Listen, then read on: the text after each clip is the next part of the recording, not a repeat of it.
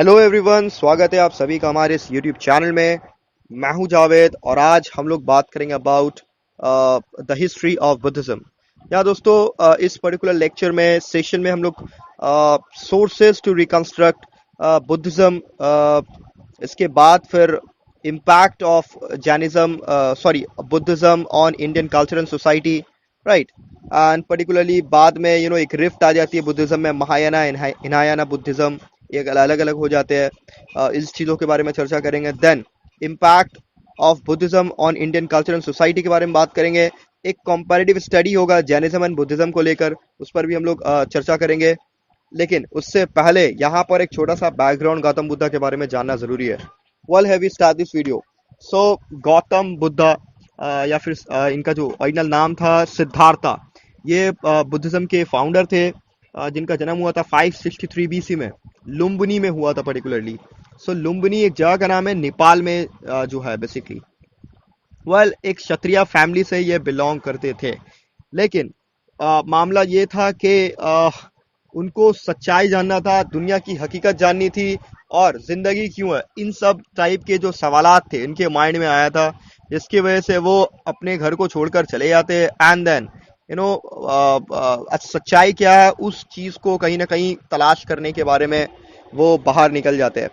Well ये तो थी एक छोटी सी स्टोरी, एक बैकग्राउंड थी। यहाँ पर सोर्सेस के बारे में बात करना जरूरी है। यहाँ पर लिटरेरी सोर्सेस है बुद्धिस्ट सेक्रेट लिटरेचर, जो कि पाली, संस्कृत, प्राकृत और मिक्स संस्कृत लैंग्वेज में लिखी गई है, राइट। पर्टिकुलरली यहाँ जताकस एक इम्पॉर्टेंट लिटरेरी सोर्स है, जो लॉर्ड बुद्धा के प्रीवियस लाइफ के बारे में बताता है। ये political, economic and social condition जो था 5th to 2nd century BC, उस वक्त के हालात, उस वक्त के कंटेम्प्रेरी कंडीशंस के बारे में भी बताता है, राइट। इसके बाद आता है दोस्तों त्रिपिटकास, ये लिखा गया पाली में, राइट। एक और है सुत्त पिताका, जो बुद्धिस्ट टीचिंग्स एंड सेइंग्स के बारे में, जो उनकी जो टीचिंग्स है उन चीज़ों के बारे में बताता है, राइट। अभिधम्मा पिताका, जो एक फिलोसॉफिकल इंटरप्रिटेशन को, डॉक्ट्राइन को बताता है, जो कि कंटेंट है सुत्ता पिताका में। Vinaya Pitaka, that contains rules of the guidance of the Buddhist monks and nuns, right. तो ये थे लिटरेरी सोर्सेस। अगर आर्कियोलॉजिकल सोर्सेस के बारे में बात करेंगे तो यहाँ पर great stupa at Sanchi with sculptures, जो है बुद्धास के लाइफ के बारे में पर्टिकुलरली स्तूपा में देखा गया है, राइट, जो सांची में है। इसके बाद सारनाथ पिलर, ये कहीं ना कहीं ये पिलर और द धर्मा चक्रास, ये डिपिक्ट करता है about the message of Buddha to all parts of the world, right. तो ये थी archaeological sources. Gandhara school of art, इसके यहाँ पर भी बुद्धिज्म के बहुत सारी एविडेंसेस मिलती है हमें। सो पॉलिटिकल कंडीशन में, 6th century BC basically Indian political scene बहुत ज़्यादा बदल रहा था, और पहली बार कोई एक महाजनपदास वाला एक सेंस उभर कर आता है, emergence of mahajanapadas. At that time पहली जो डायनेस्टी स्टैब्लिश होती है हिंदुस्तान में, जिसको हम लोग हरियांगा डायनेस्टी के नाम से जानते हैं। टिल दैट टाइम मैं आपको बता दूं, कास्ट डिस्क्रिमिनेशन बहुत ज्यादा बढ़ गई थी, इसलिए ये जैनिज्म हो या बुद्धिज्म हो, प्रोटेस्टेंट रिलीजियस मूवमेंट के तौर पर उभर कर सामने आते हैं, जो कहीं ना कहीं विरोध करते हैं कास्ट सिस्टम को लेकर। इसके बाद हम लोग बात करेंगे दोस्तों, यहाँ पर बेसिकली जब हिंदुस्तान के पॉलिटिकल कंडीशंस चेंज होने लगी थी और कास्ट सिस्टम, इनजस्टिस, इनइक्वालिटी बहुत ज़्यादा बढ़ रहा था, तो ऐसे टाइम में कहीं ना कहीं बुद्धिज्म जन्म लेता है। और बेसिक जो थीम होता है बुद्धिज्म का, वो होता है एनलाइटनमेंट। तो गौतम बुद्धा बहुत सारे जगह में विजिट्स करते हैं, एंड बहुत सारे ब्राह्मण्स एंड रिलीजियस टीचर्स से मिलते हैं, who could not supply the answers to his spiritual quest, right? So ये सब चीजें हम लोग जानते ही होंगे। Now next to this, हम लोग डायरेक्ट बात करते हैं यहाँ पर teachings of Lord Buddha and main doctrines of Buddhism, right.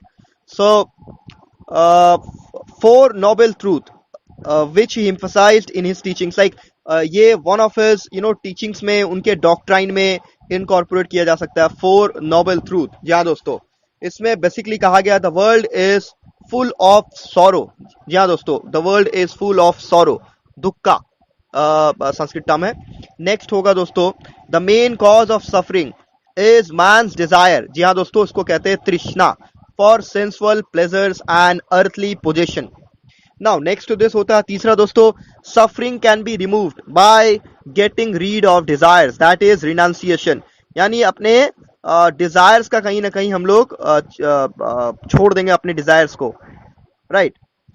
तो ऐसे में क्या होगा, हम लोग जिस तरीके से सफर कर रहे हैं, जो परेशानियां हैं वो भी खत्म हो जाएंगी।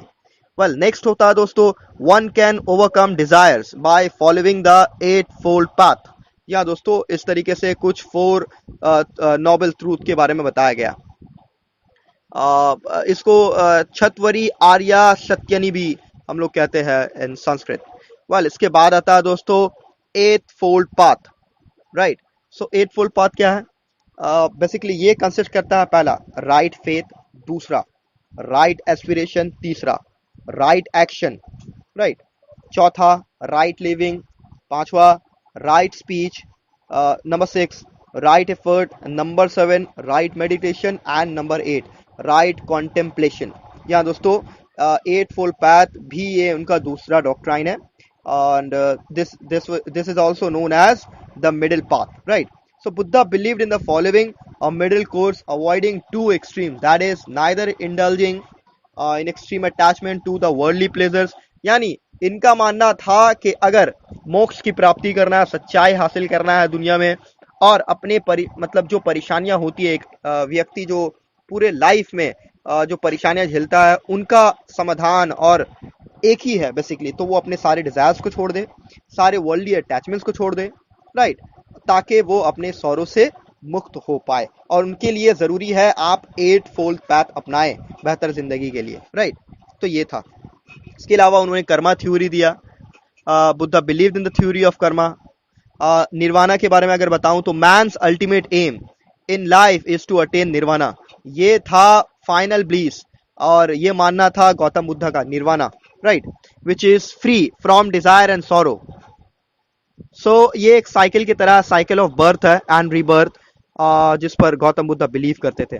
वेल इसके बाद एग्जिस्टेंस ऑफ गॉड के बारे में बात करेंगे। तो Buddha was silent on the existence of God, right. तो एग्जिस्टेंस ऑफ गॉड के बारे में बुद्धा ने ज्यादा कुछ नहीं बताया।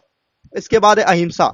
सो इनका one of the prominent teaching जो है वो है अहिंसा, यानी नॉन वायलेंस, राइट। तो गांधी जी ने भी इस फिलोसफी को भी अपनाया था। इसके बाद है दोस्तों no faith in caste system. उनका मानना था कि सभी बराबर है, और कास्ट सिस्टम भेदभाव पैदा करता है, इसकी कोई जगह नहीं है हमारे समाज में। इसके बाद है एम्फेसिस ऑन कैरेक्टर। तो Buddha laid great stress on the development of moral character. तो मॉरली इंसान को काइंडनेस पैदा करना, एक दूसरे से मोहब्बत करना, यानी चैरिटी करना, बड़ों की इज्जत करना, इंटॉक्सिकेटिंग जो चीजें हैं, इंटॉक्सिकेशन नहीं करना, ड्रिंक नहीं करना, इन चीजों पर उन्होंने फोकस किया है मेनली, राइट। वेल बाद में मैं बता दूं कि after the death of Gautam Buddha, ये उनका जो बुद्धिज्म था, जो उनकी जो फिलॉसफी थी, वो कंट्रोवर्शियल बन जाती है। दो अलग अलग रिफ्ट आ जाती है यहाँ पर, महायाना एंड हिनायाना बुद्धिज्म के नाम से। वेल कनिष्का के टाइम में 4th बुद्धिस्ट काउंसिल होता है इन कश्मीर में। वहां से फिर बहुत सारे चेंजेस आते हैं। The changes that were introduce in the Buddhist creed led to the division of Buddhism into two sects, that is Hinayana, original Buddhism, lesser vehicle, and Mahayana, that is greater vehicle, the performed Buddhism, right। तो इस तरीके से rift आ जाती है कहीं ना कहीं। well till then अगर आपको वीडियो पसंद आया है so please like and subscribe।